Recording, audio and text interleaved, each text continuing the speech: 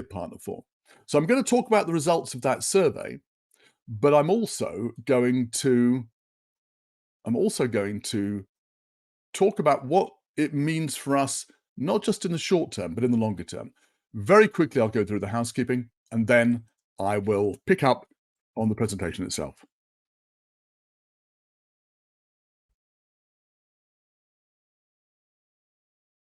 If you've done these webinars before, you know how this works. We have recordings of the session, which will come to you in your inbox tomorrow morning. We'll get that text to you. Also in that email, you'll get the link to the recording, also a link which points you through to the latest research I'm doing, where you can download things from and so on. I should also say at the end of my presentation, you can download the slides straight away, so you don't even have to worry for that. And that's quite important. There are a lot of numbers and details in the presentation. The Digital Hub, I love the Digital Hub. It shows us everything you need for your future webinars and everything that's going on. So please do visit the Digital Hub, and there it is. Look, we've got people still coming in. We've got Ireland, India. Esther doesn't say it, but she's coming to us from Hungary. Great to have everybody here. Thank you so much for joining us. I'm talking, you can see that. So if you can't hear me, please look at your controls, because probably the issue is at your end. Everyone else seems to be able to hear okay. We do use chat a lot, not just for talking about the weather, but also for sharing ideas and thoughts. So please do contribute. I always say, no one person in the room is smarter than all of us together if we share our ideas in a positive, collegiate way. So that's what we're trying to do today, is come together, share some pretty important ideas. I think about an important topic. What are we doing in learning and development as we head into this year and indeed beyond? Generally, the chat will be on the right-hand side. Underneath the slides, there will be a space for questions. And sometimes, or in one case, I'll use that just for you to put some ideas for chat in. That's our hashtag, #LTWebinars. If you're on X, please use it there. We use it on LinkedIn, where most of the social media activity around this takes place. Okay, that's probably enough from me in terms of talking about the housekeeping. Let's crack on with the presentation itself. I've called this, as I say, AI, Noise, Challenge and Change, and it is my recap of the Global Sentiment Survey, the results of the survey, but also the things that I've learned in talking about the results of the survey for the past few weeks, where I've been sharing my results with people internationally. Each time I do an iteration, each time I do a podcast interview, I think more, I learn more, and I learn from the audience about it. And that leads to a greater understanding. So this is, if you like, the slightly more mature version of this presentation. I want to thank the sponsors and the media partners who make it possible to bring in the people who vote on this each year. And I want to thank everybody in the room who voted as well. It takes 2 minutes to do it. It's absolutely invaluable. Thank you. This is where I started my working life, as a computer programmer in 1981, which is obviously over 40 years ago. I then went to university. I then traveled and came back to the UK and so on. But this computer has about the processing power, it's a PDP-11, has about the processing power of an Apple Watch, or certainly a modern phone. It was a great privilege to be able to work on it as a young teenager. That computer is now in the Museum of Computing in the UK. And that's how old I am. That's how old our field is. And that's how quickly things evolve, that your working life can actually be in a museum. The museum is in Bletchley. And I say that not just to let you know how old I am, but also to point out that there's a perspective here, a longer term perspective, which we need to take. We're very caught up with the idea of AI and how exciting it is. Great. But as well as AI and the enormous excitement around that right now, if we take a longer term perspective, we can see how enormously things change. And they change in ways that we can't really imagine. We're going to talk about that, I think, later on when we talk about where we're going as a profession. Here's 5 things that we're going to look at. We'll look at the results of the survey. I want to go then beyond AI because AI will dominate the results bit, obviously. For me, the core of this probably is the trends over time bit in the middle. But also, I want to look at the key L&D challenges because I, I it's a privilege for me to understand what people's challenges are each year, and I want to share that with you and get your.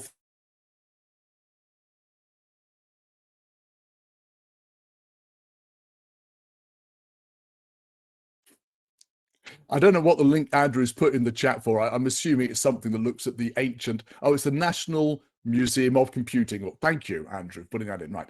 So yes, you can see that. And my father's life is also there actually, because he was a wireless operator on boats in the Second World War, and so it was rather bizarre to show my kids I said, oh, here's your grandfather's life. Went around the corner. I said, oh, and here's my working life. Both of us, 2 generations in one museum. Let's look at the results of the survey. If you know the survey, you know that there are 4 questions we ask, and there is one question which is obligatory, and it's this question. What will be hot in workplace learning and development? People choose 1, 2, or 3 options from a list of 16. Almost everybody, 94% of people choose 3 options. It's year 11 of the survey, which gives us some great data to look at in section 3. Over 3,000 voters from something like 100 countries come together to answer this question each year. That was one question. The other 3 questions are, I ask people where they live, so that's straightforwardly a country question, a drop down. I ask, where do you work? There are 5 options, and you can see them here. 48% of people, which is remarkably consistent each year. 48% of people come from working in L&D, and the others are shared between consultants, freelancers, vendors, education. And I also ask this question here. It's a free text question. What's your biggest learning and development challenge? The answer, 94% of people answered that this year, which gives me 27,000 words to look at. That doesn't mean very much to most people, but 27,000 words is slightly longer than The Old Man and the Sea, which is the book that Ernest Hemingway won the Nobel Prize for. So I'm each year reading a novel of people's miseries and misfortunes and challenges. And although I'm making light of it, it's actually a privilege to get that information. And I try to do with it what I will. We'll see in the challenges section that some things change and some things very much remain the same. Quick caveat, I'm asking people, what do you think is hot? And we invite people to respond. So it's a self-selecting group. In your Everett Rogers distribution curve, people are not equally scattered all over it. The respondents come from the side of the curve that is concerned with the innovators and early adopters. So those people are the people who are excited. They come in, they vote, and I'm interested in what they have to say, because what I want to know is, how will this change over the years? Which ideas will move from the innovators and the early adopters to being more widely adopted? For me, that's the point of the survey, trying to spot trends before they come, maybe 2, 3, 4 years down the line.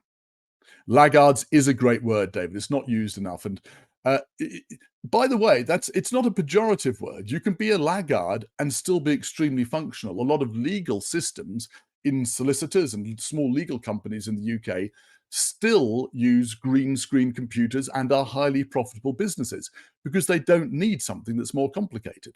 So you could be a technical laggard, but still be a very effective business.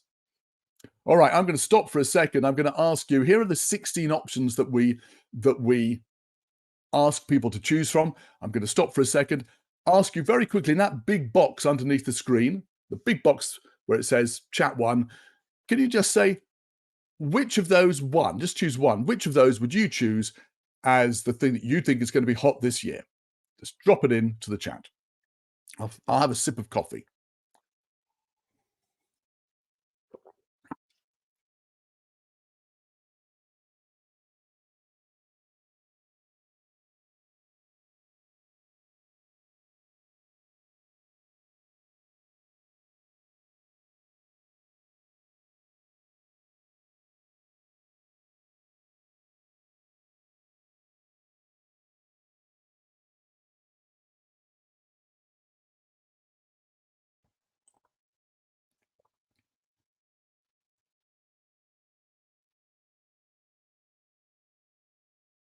Okay, my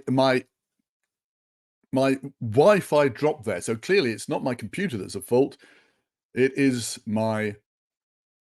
uh, my Wi-Fi link at home. I'm going to immediately get my um, phone up as a dongle. If it happens again, I'll switch onto my phone. Now, Alex is asking, did the impact of Gen Z come up at all? No, actually, we did generational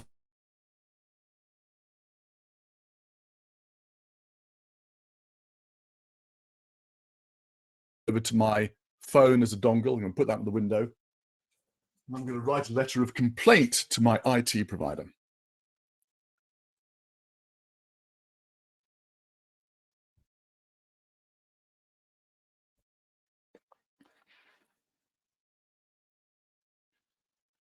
Okay. I could turn off the video, Joan, that's true, but I think it's not the bandwidth that's the problem. I think it's just that my internet itself is flaky. If I may drop it again.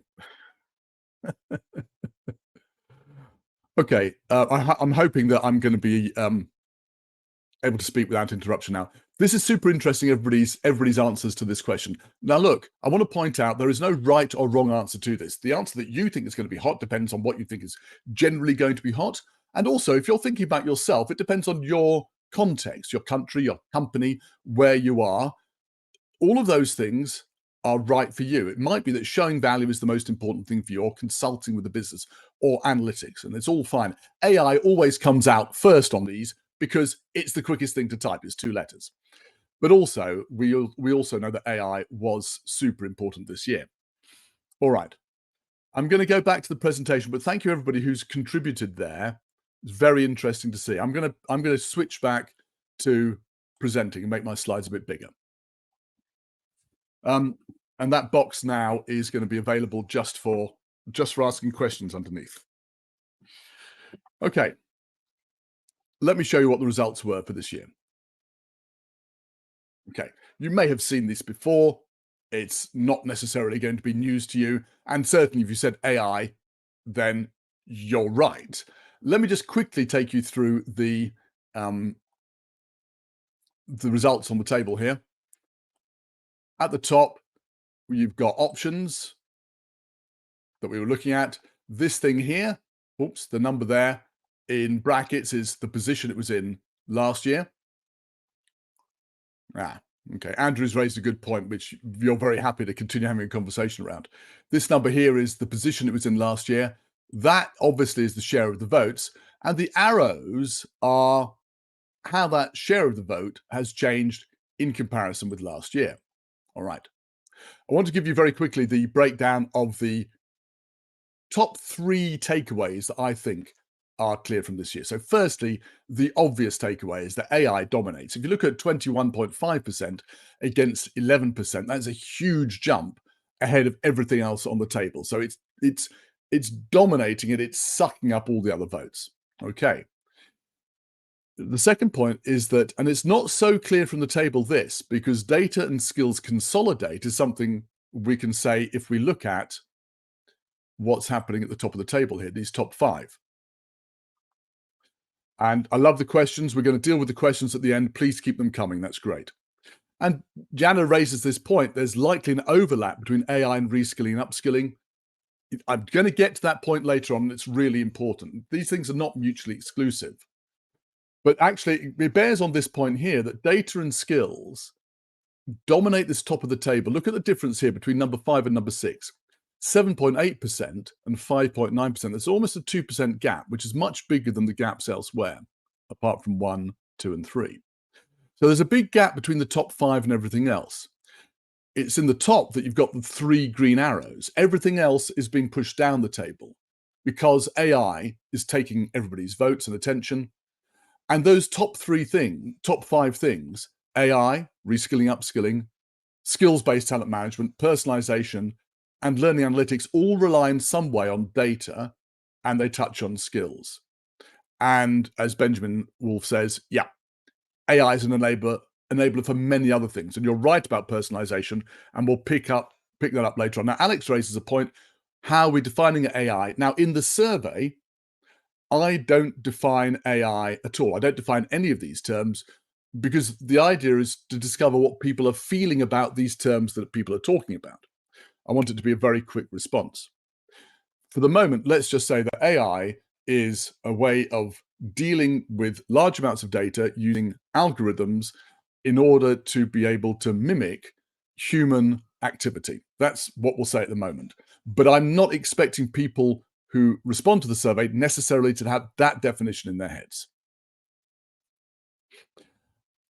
Tony, please, if you want me to talk about VR and AR, please stick that into the question box underneath, and I'll remember to have that later on. I want to keep going and get through some of the rest of the content I've got here.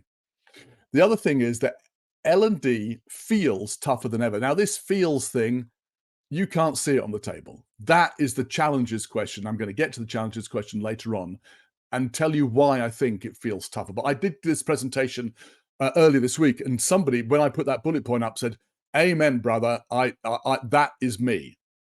I think a lot of people right now are feeling it to be a bit tough in L&D. Let me talk you through some of the principles of this. Firstly, with the survey, always things trend downwards all over time, almost always. So here you've got a line, it's going downwards. It's going downwards. Why? Well, because here we've got mobile delivery. All right. It begins as something exciting in 2016. It ends as something which is, well, it's what we expect. So it goes from being the new thing to business as usual. That doesn't happen with every option. Sometimes things go from being the new thing to being, that was interesting and exciting, but it's more difficult and I'm not going to do it. And that happens probably more often. Has AI followed that same pattern? Well, it looked like it was going to follow the pattern. It went up. People were very excited about it. Then it came down. And we thought it was going to continue going down. Did it continue doing that? Well, also on here, we got VR and AR. Let's look at what the blue line does because they're following the same sort of pattern. Yeah, virtual reality followed the same trend that would expect, the downward trend. What about AI? No, AI picked up with the launch of Chat GPT and then went through the roof. You might say, Don, all right, that's interesting, but isn't that normal? Can't that happen to any option on this table? And the answer is no. That vote of 21.5% for AI was absolutely extraordinary. To be number one on the table over time, you've needed 10.5 to 13% of the vote in the past. This year, you can just see how much bigger 21.5% is than all the previous votes for number one. So in terms of time, this is a vote that is absolutely unprecedented. Across each of the work groups that I asked people, where do you work? They all responded, AI was the hottest thing for them. And it was by a good number, by at least 20% of the vote. Internationally, I divide the world into 10 regions. And how did AI fare across those? Well, guess what? It was number one in all 10 regions. There are 16 key countries where most of the votes come from. AI was number one in all of those, apart from one, apart from Thailand, where it came second. In fact, in Southeast Asia, generally, AI got a lower vote. Reskilling and upskilling scored higher. So across time, across work groups, geographically, AI was unprecedentedly popular. Why? Why was this? It's because of what I call the wordscape, this idea that we are just surrounded by words all the time, and we don't always recognize it, but they influence us. There was a series of stories coming out about AI every day, certainly every week during 2023. And you could see these stories very often, they were negative. You look at the wording here, there's a lot of negative wording here: backfire, unsettled, danger. And it wasn't just in serious places discussing technology that we saw this. There's a newspaper in the UK, the Daily Star. It's not a serious newspaper. This morning it's got a pop star on the front page. That's much more normal. In 2023, they had at least 10 front pages where AI featured. Not saying, by the way, that AI was a great thing, was going to help us, but AI was typically featured as a Terminator killer robot. all over, we were getting this news about AI, and it was coming at us in every channel you could think of. And at the same time as this negative news, we were getting the positive news. Guess what? You could do huge things with AI. This came out, okay, this is 2024, but every week in 2023, we had stuff coming out. This is extraordinary, of course. This is the ability to create video from text. Nobody has ever made. You can ask Sora to produce it for you. Noi.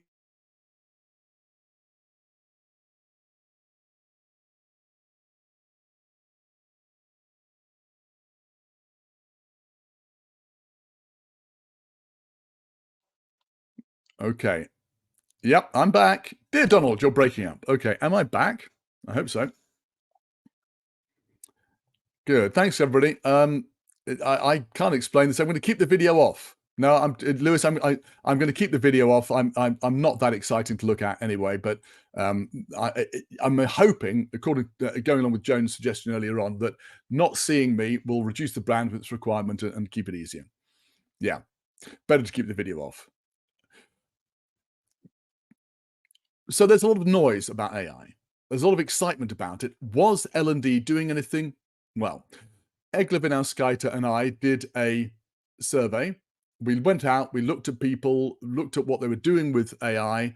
And by the way, this slide deck, the URLs are all going to be available at the end. We looked at what people were doing. And we found that of the people we surveyed in L&D, this number here, 45% of employers were 45% of employers were doing nothing or were just exploring it. And this is a self-selecting group of people who were excited about AI and were working in learning and development. I mean, this is just extraordinary. This is just extraordinary that people who are really excited about it aren't doing anything.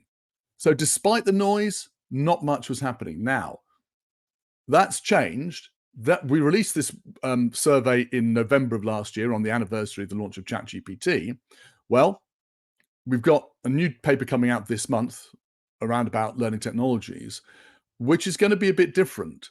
It's going to show that there are good case studies of people doing stuff with AI and L&D, but they are difficult to find. So we're moving from the stage. I said in 2023 is the year of attention, and 2024 is the year of action.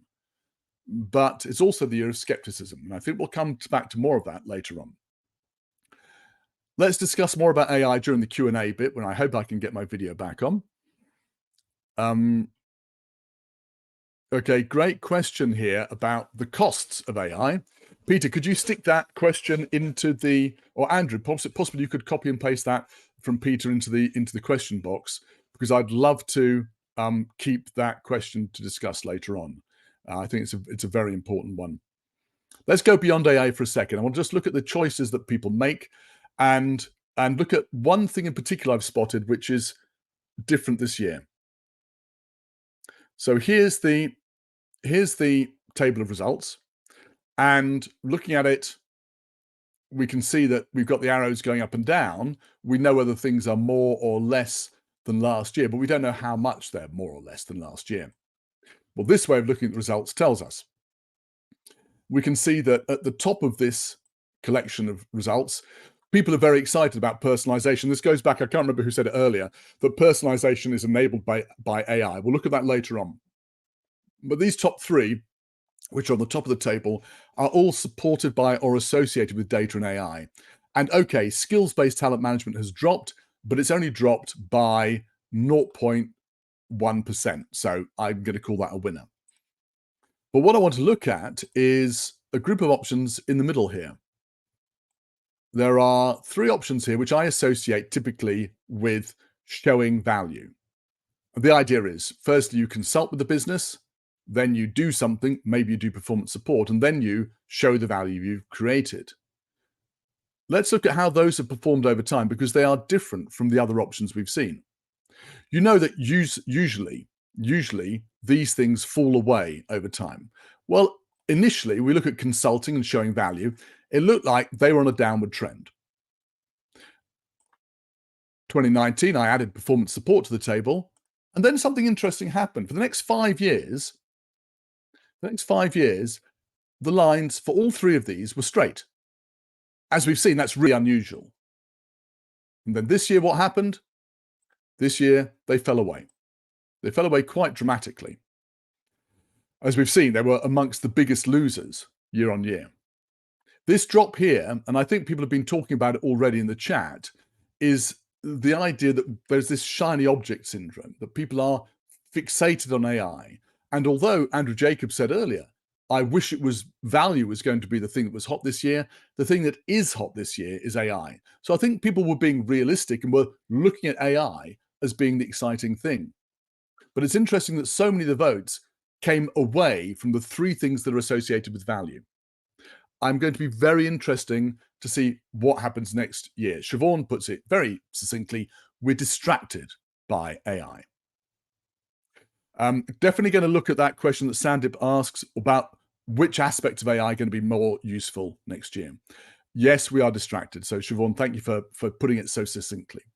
And by the way, people sometimes say to me, Donald, why do you bother having these three different things on the table when they all look the same? Well, the answer is they don't all perform the same. They are very distinct between different countries, but when we aggregate the world, they look the same. You remember I have 16 key countries where different votes come from. Just to look very quickly at those, some of the votes across those, I just want to draw your attention to the fact that each country in the world will have something where it is particularly enthusiastic. So in Australia, they lead amongst the key countries in consulting with the business, probably because Michelle Ockers does a great job of leading thinking there about that. Similarly, in the Netherlands, performance support is always rated very highly. Why? Well, because Alfred Remes for 2 decades has been talking and leading the market on that there. In the UK, it's showing value. Why? I don't know. But consistently, year on year, we have been the highest scoring country on that. And for me, one of the most interesting results is that consistently, the USA always ranks personalization high, and Brazil always ranks collaboration high. Collaboration in Brazil is number 3 on its table, and number 4 is personalization. But in the USA, collaboration is 10th versus personalization being, I think, number 2. It's the case in the USA always that the individual seems to trump the collective, at least here. Loving the conversation.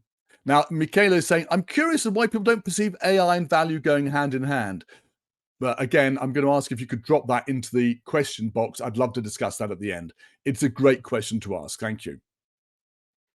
And it'll be interesting to see the trend next year, Rebecca says, or in fact, to seed the trend next year. Yes, it will be.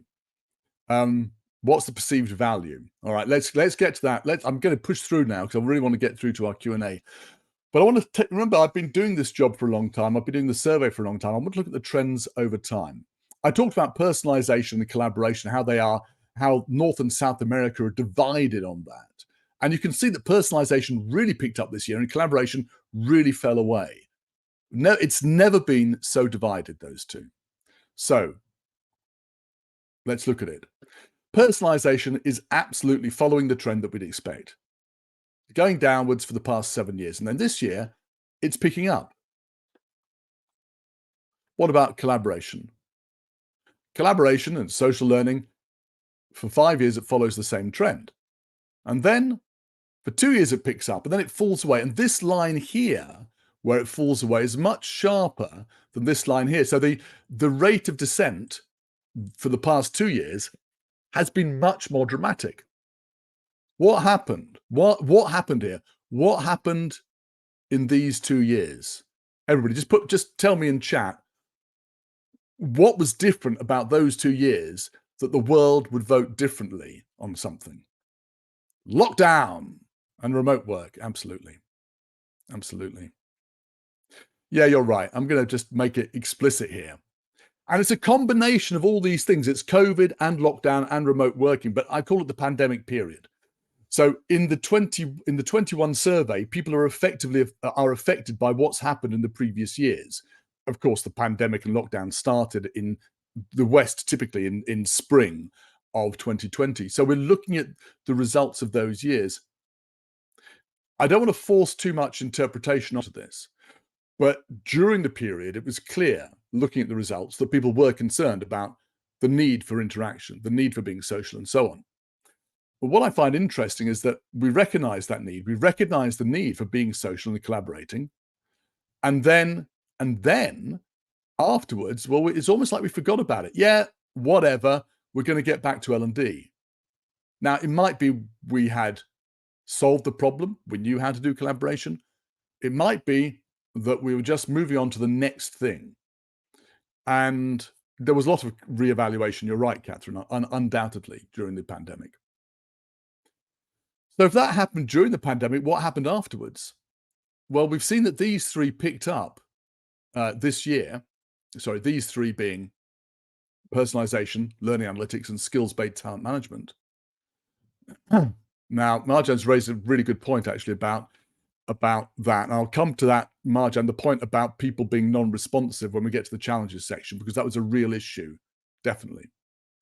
And Lisa says that AI makes it possible to personalize. And I do think that she's right. I think we have something here where this year people have seen something different. Personalization continues to drop after the pandemic, but learning analytics goes up. And then this year, well, what happens to these two? And skills-based talent management jumps up, and they all either go up for personalization, or they're more or less the same as the previous year. We've seen everything else falls away this year. I call this the AI lift effect. I think what's happened is that we have not just AI shooting up and it grabs everybody's attention, but I think there's something else going on as well. I think this year, and I'll look at the longer term in a second, but this year, I think anything that's associated with AI, anything that's associated with data is going up. So that's these three things at the bottom. But I do think there's something bigger as well. If we look at the top 5 of the table for the past, well, for the before pandemic, and then in 2016, and I say 2016 because that's when we started with 16 options on the table. Up to that, it varied. And so we can make a comparison. There's a real difference. These top 5 here are all, as we've said, to do with data and with skills. Siobhan's right. If we're appreciating the value of data, and AI can help extract the data. So these things are all intertwined. We're all focused on the AI, but they're really, in my mind, or rather, I'm saying I look at this and I see them as being intertwined in the minds of L&D. Before the pandemic, it was a bit different. Yes, a lot of those things are the same. AI was on its way down. We also had collaboration in the top 5 in 2020, which we don't now. But if we look at it 2016, we've got collaboration being number 1, and we've got delivery being 3 and 4, and consulting with the business being number 3. It's a very different image. I think what we're seeing is a shift from 2016 through to today of how we see our role. For me, 2016, that's about delivery. And 2024, that's about data. I'm not saying this is real, but I'm saying, remember, this is a sentiment survey. This is how people are perceiving what we do and what's important. And I think we've shifted our perception of what's important from delivery to understanding data and skills in the business, which I think is good. We may be missing out on some things there. I'm not going to do more interpretation of that now, because I suspect when we get to Q&A, we'll want to have a greater discussion about that. But I like what James is saying here, and there's lots of great discussion going on. I want to just quickly draw your attention to something else that's come out from the survey over time. And I pose it this way: how long do countries stay unique? Let me explain what I mean. I talked about how countries had specific things earlier that made them different, and consistently we saw them behaving in particular ways. Now, Kevin raises a good question here, and I would love you to have a conversation about that in chat. Also, just going to move that over to the Q&A for the end because I think it's a real big issue. I talked earlier about how some countries are particularly focused on particular things. So the Netherlands, I'd said, is always big on performance support, but look how big the gap here is and how small the gap here is between the Netherlands and the world. So the Netherlands has always scored more than the world, it's always led, but the gap seems to be decreasing. We know that it's led because Alfred Remits has done a great job promoting it in the Netherlands. Well, has that decreased? What's happened? Ireland has always led with coaching and mentoring, but again, that big gap has really closed up.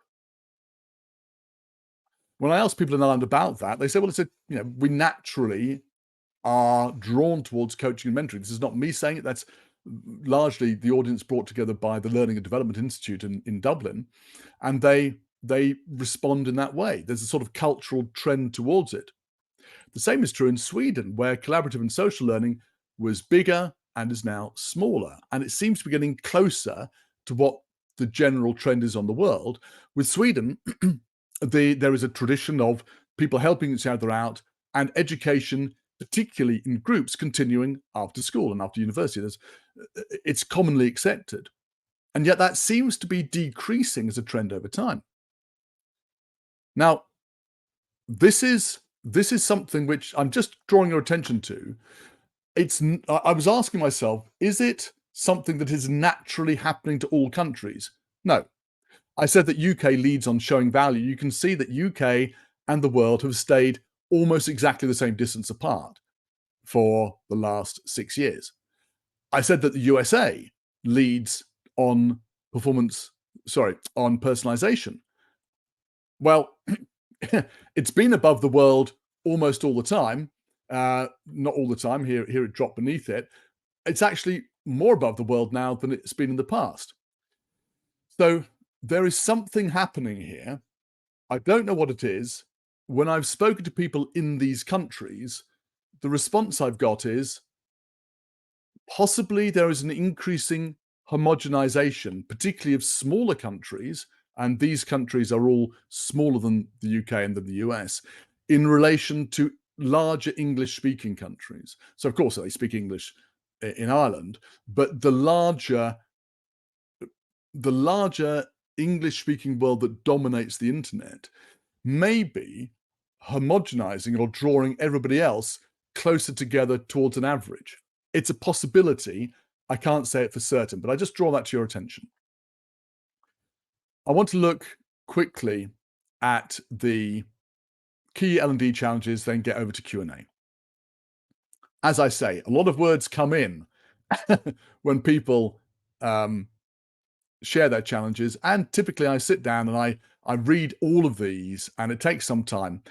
I categorize them by the words that are used automatically, and I read them all, and about 64% can be categorized and automatically and then checked.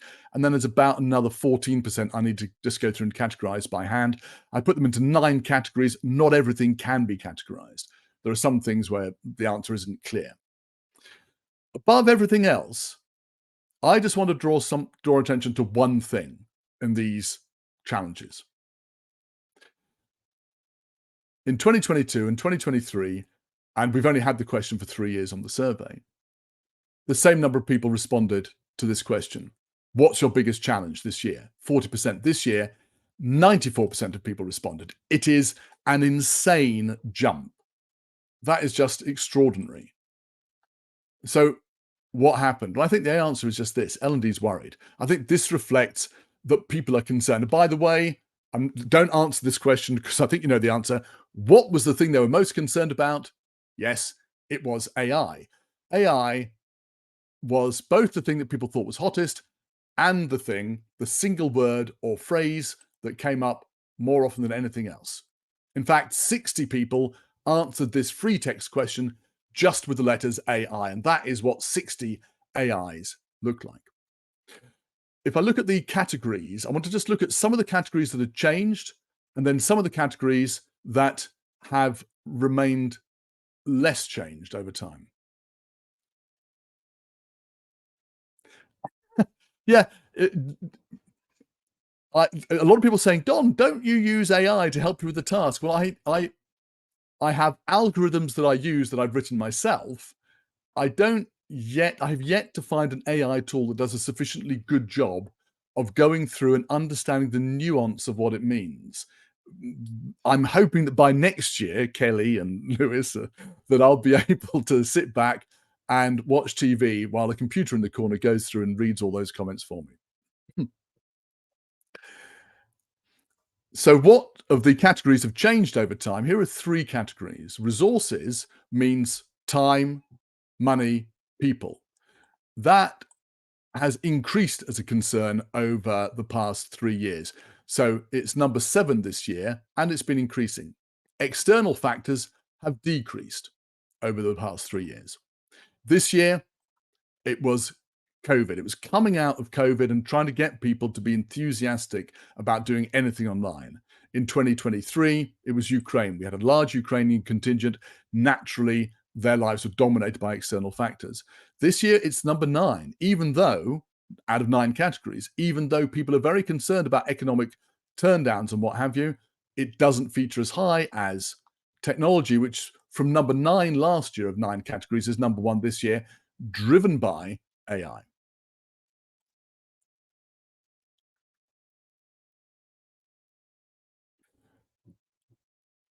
Rebecca raises great points about AI in the chat. Thank you for that. And some things remain the same. Technology obviously has jumped up this year. But look at what's happened with these 3 categories over here. Strategy, skills, and talent I bundle together as the idea of trying to deliver something at a strategic level. Organizational concerns are really concerns with, am I getting the buy-in from stakeholders? Delivery is much more tactical. It's more about, can I get people, typically a key question is, can I get people to give me enough time to do the training? And guess what? All of them remain a key concern. They were number 1, 2, and 3 last year. This year, they're number 2, 3, and 4. And what this tells me is that although AI is where all the noise is, these 3 things here are still the things that are people's main concern, and they will be again next year. Just doing the day job, just being able to match to strategy, get buy-in, and get people to do training. I want to leave with 3 on this section, with 3 comments that I think epitomize the challenges people have got.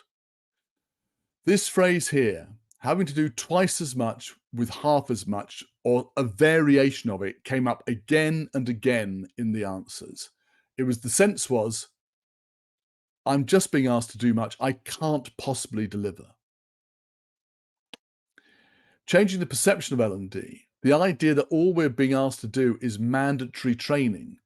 We're a fulfillment house for getting boxes to be ticked. That was a big theme as well. This wasn't so much a theme, but I think it's important to raise this idea that just understanding where we should focus our energy, because there is so much going on. So for me, those 3 things, value, perception, and focus, for me, are the key challenges that L&D should be looking at this year. Andrew Jacobs, by the way, just put that thing about note in the chat about a shortage of resources in 2010.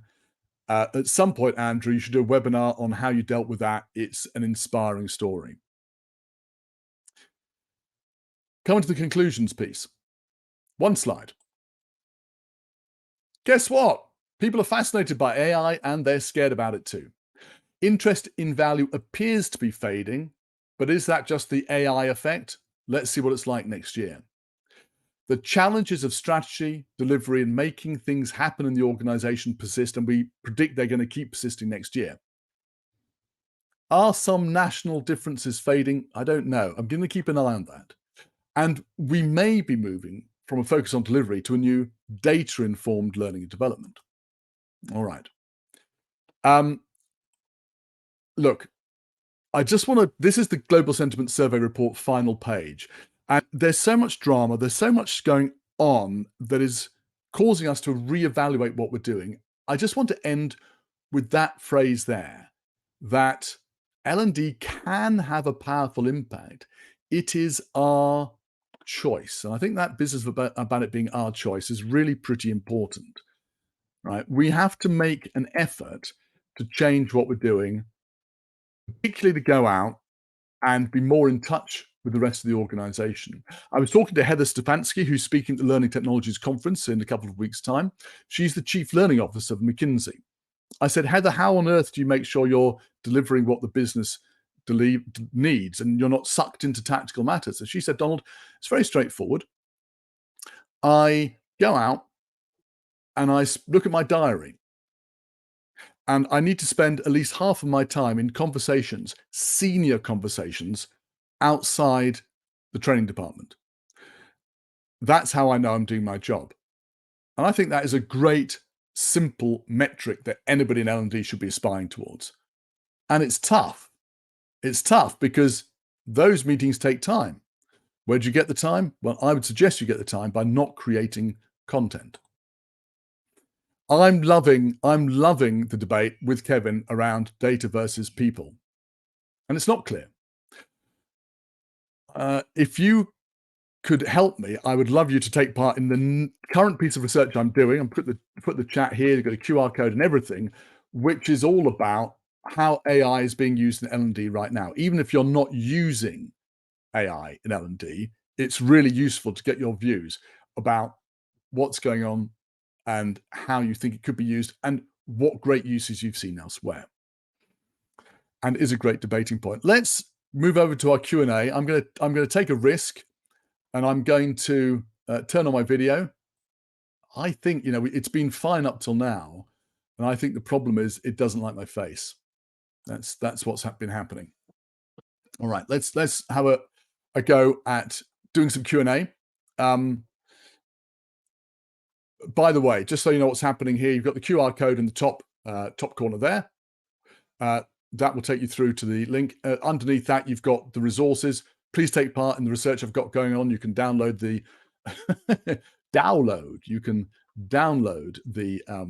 GSS report, and we've got my LinkedIn details there and everything else. What I'd like to do is look at the and I'm sorry, bottom corner. You can download the slides for this presentation. There's no registration or anything. Just click on that. You should be able to download them. Let's look at the questions we've got coming in. For me, this I want to just start with my views on the data bit and the data versus human bit. I think it's super important that while the world is talking about data and AI, that we take it seriously and we're seen to take it seriously, and that we are part of that conversation. If we stick around saying, we don't like data, we're all about people, then we're going to be ignored. So we have to be part of that conversation. It's equally important that we say, if you focus only on data, if you focus only on skills, and by the way, I'm a big believer in skills, if you focus only on skills, then you're missing a vital part, many vital parts of what make people productive in an organization, which is presumably what you're concerned with. So there's a seductive view that you can combine skills and data together to understand your heat map of skills for the organization and know what you need to be successful. The problem is that skills are necessary, but they're not sufficient. People aren't just inconvenient wet bags of skills wandering around. They have motivation, or they don't have motivation. They have behaviors. They have other things which will drive whether they're effective or not. All of those things combine and ideally are well understood by learning and development. And I think we need to make that point clearly, as well as saying, by the way, yes, we're totally on top of the AI and skills piece. So I don't think it's one versus the other. I think we absolutely have to have the data to do the job. But if we ignore the human side of it, or if we rely on AI too much, then I think we're really setting ourselves up to fail. So that's my quick 2 pennies worth. Sorry, it's a rather crude term, but yeah, please feel free to save it. Okay. Now, DevDeep's raised a point about data security. In that survey that I talked about earlier, that Egler Vinauskaita and I released last year, data security was one of the big issues that has prevented people in L&D doing things. And as DevDeep says, it remains one of the big issues because we're not typically competent to say we can control what's going to happen with data. And we can tell you 100% certainty that whatever is used will not be released out into the wild, and other people won't get hold of confidential intellectual property from our business. So DevDeep's right. Data security is a massive part of the response. Now, he says towards large language models, yes, but actually towards AI in general, because anything that happens at the moment in the world of AI just tends to mean that everything gets affected. So you could be producing a video automatically with AI, and that will still be affected by people's perception of it being a data risk. I want to go up to the top of this questions list, and please, by all means, drop your thoughts into the chat, throw more questions in. There was one question here which I really wanted to answer, which was from Sandeep, saying, which aspects of AI are going to be most practically, and I like this, most practically useful and impactful on what aspects of L&D for the next 3 years? I think actually the survey's got it right. I think people are saying the right thing. I think personalization is the first step. From the research I'm doing right now, it is quite clear that most people, where they are using AI, are using it to design content better or to design it faster, which is not necessarily the same thing. We know that's going to happen, and very quickly, it's almost the case that almost all content will become a commodity because it will be so quickly, it will be able to produce it so quickly. It doesn't mean it'll necessarily be good. Where AI will then have a practical effect is in the personalization bit and the ability to get content right for particular people in particular roles or particular challenges that they face, or having a particular delivery mechanism requirement. So they may need or prefer to have something through video or text or whatever. That personalization is going to be much easier to do. That is going to be the first thing that goes down. The next thing that goes down, I think, or the next barrier or the next beneficial area is going to be around coaching and mentoring. Now, we haven't seen a lot of that so far, but there are a couple of case studies right now which are blowing my mind in terms of the real quantifiable benefits that you can see by providing that personalization combined with some form of coaching that means that people are really focused on getting the right content for them at the right time to develop their skills in the right way for the organization. So we've gone from let's do content to let's personalize it a bit to let's super personalize it and have a coaching and or a mentoring tool around it to help people develop. And by the way, you may not need content at all for that. It may be that a well-structured mentoring tool or coaching tool is enough to help people through reflective practice improve their performance. And then beyond that, I think adaptive delivery, which is much more complex, but which is absolutely happening right now, and there are some great companies doing that. Adaptive delivery is going to be something that enables people to get from where they are to 100% competence assuredly. They know they can do it, and somebody else will do the same, we'll use the word in quotes, course, but get to 100% competence using an almost entirely different route because the system and the content together are focused on what works for that person. So I think for me, those are the things: initially personalization, then coaching and mentoring, then adaptive delivery, and then beyond that, proper high-scale skills-based talent management, which looks not just at people as wet bags of inconvenient wet bags of skills, but as people in the whole, and can help find them the right roles in a marketplace inside or outside an organization. I spent a lot of time responding to Sandeep's question because I think it's the right question to ask. A lot of talk about AI. Where's the practical impact? Where will it be most useful in the next 3 years? And that's my answer to that one. And don't forget action learning. Joan, please put in your action learning thoughts there. I would love to get your thoughts as well, because by the way, these are my opinions. I've been around for a long time. They're not the only opinions, and I would love to know in the comments, what do you think are going to be the biggest points of impact of AI in the next 3 years? Andrew, you're talking about input data, output data. Please let us know what you think. I'm aware I've got 2 minutes left. I want to try to deal with the next question, which I think is going to be super useful. How will libraries be changing the role in education? I think they already are changing the roles. Public libraries are now places where people can go and work and learn. And if you go into any public library in the UK, you'll see that people are working on workstations there, and that's a vital social role they play. Libraries of content in organization will also be used, this is entirely different, will also be used hopefully much better through those AI mechanisms that I just talked about, which involve proper curation and personalization. Andrew has just been filling up the questions box, which is great. Listen, I know it's coming up to 2 minutes to the hour, and I should be stopping.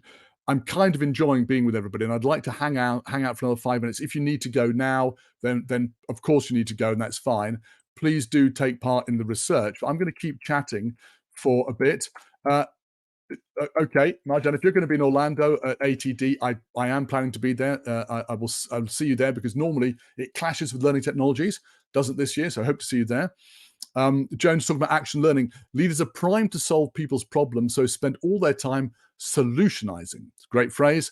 Action learning as a process forces them to hold back and only ask questions of the problem holder in the group. Happy to say more. Joan, please do share more. We're going to keep the room open for another 5 minutes because I think what you've got to share here is super important. Please do. Great to have everybody saying see you soon. And yes, look, hope to see you at Learning Technologies soon. But I want to come back to this, some of the other questions while other great thoughts are dropping into the chat and the questions. Share your thoughts, please. Eva is asking, how have the knowledge about AI evolved in the last 10 years for L&D? It's a great question. And if we look at it seriously, we have to say that L&D's knowledge of AI has been quite superficial. I put it on the survey in 2017, which is only, after all, 7 years ago. And then it was confined to particular areas. Currently, I would say that L&D is much better informed about AI than it was a year ago. A year ago, AI was seen as being ChatGPT. Now it's understood that AI means a lot more things. It is still the case that AI is woefully ill-informed. But that's okay. This is what happens.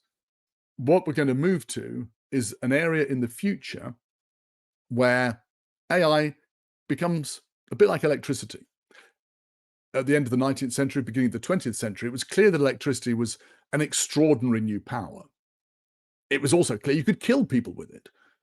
And yet you could seemingly bring things back to life or galvanize them with it. And you could make things move with it. It was extraordinary.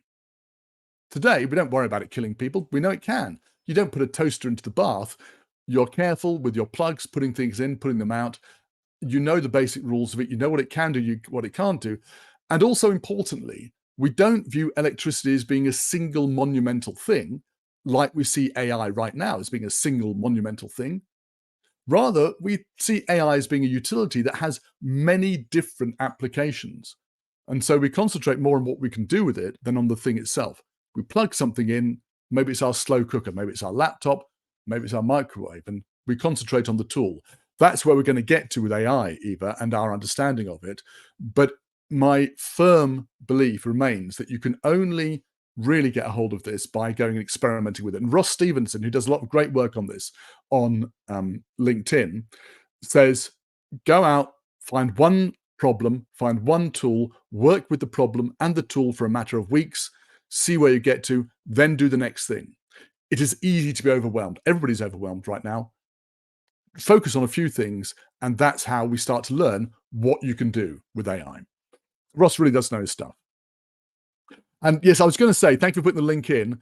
Philippa Hardman is great. She's particularly focused right now on how instructional design and the creation of learning content is being influenced and how people are practically using it in L&D. So thank you for posting that in. Do follow Philippa. She's, I should say, Dr. Hardman. She's great at sharing that at finding out and then sharing that information. I'm going to jump back to another question we've got here. Joan is saying, I accept we have lots more data, but do you know if people are focused on input data or output data? And behind Joan's question, I think, is this issue of, are we looking at what we are doing in learning, or are we looking at the impact that learning has in the business? And I rather believe that when people talk about learning analytics, they are still probably talking about what we are doing in learning. If we want to talk about data seriously, we need to talk about what we're doing in the business and the impact we have. My go-to on this is always Guy Wilmshurst-Smith. Guy runs training for the rail network in the UK, Network Rail, and he has 600 people under his command.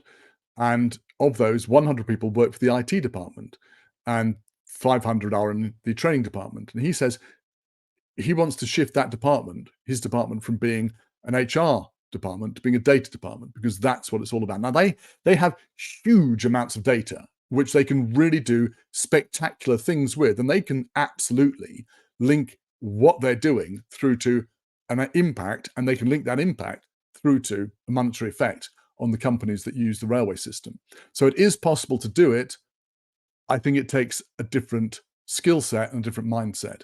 But I would absolutely do what Guy does. You don't need 100 people in the IT department, but you can go and borrow one person or two people and get their help and start down that road. I'm aware that it is now time to wrap up, and I've only answered, I think, 3 questions because I've been talking so much. But Peter says, sorry, he raised this point earlier on. We are still skating over the issue of cost, brackets, Don, you're ignoring it. As AI is increasingly monetized, who will be able to make best use of it? I think there's a couple of things here. Firstly, some AI is going to become embedded in what you do. At the moment, you pay extra for Copilot in Microsoft.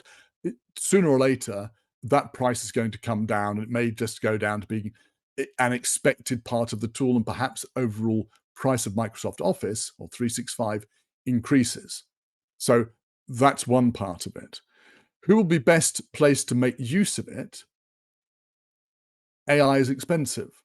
You can expect the people to have the biggest effect in AI to be the companies with the most money. Amazon, Google, Microsoft, Apple, the big players will be the people who are currently investing in it and who are going to make the most out of it. So although there are, and I've worked with a lot of them, spectacular startups working and doing great things with AI, we can expect that the big impact is going to come from organizations like Microsoft with things like their co-pilots, enabling work to be done more productively through AI. That's kind of the job of L&D, help people be more productive. Well, if big companies are doing it, what's our job now? And I think for me, that is the big question that we have to be ready to answer. If we're being challenged by cheap commoditized content on the one hand, and on the other hand, by systems which can sort of do our job, what do we do? And I think the answer comes back to what Heather Stefanski was saying at McKinsey. What we can do is understand what the business needs, go and have those meetings, build the networks, and go and deliver great performance improvement for individuals and organizations. I just love hanging out with you guys. And I love all the great chat we've had together. If you're in the UK or Europe, you're going to want to get some lunch. I got to go and get some lunch, and I've got to start further preparations for learning technologies.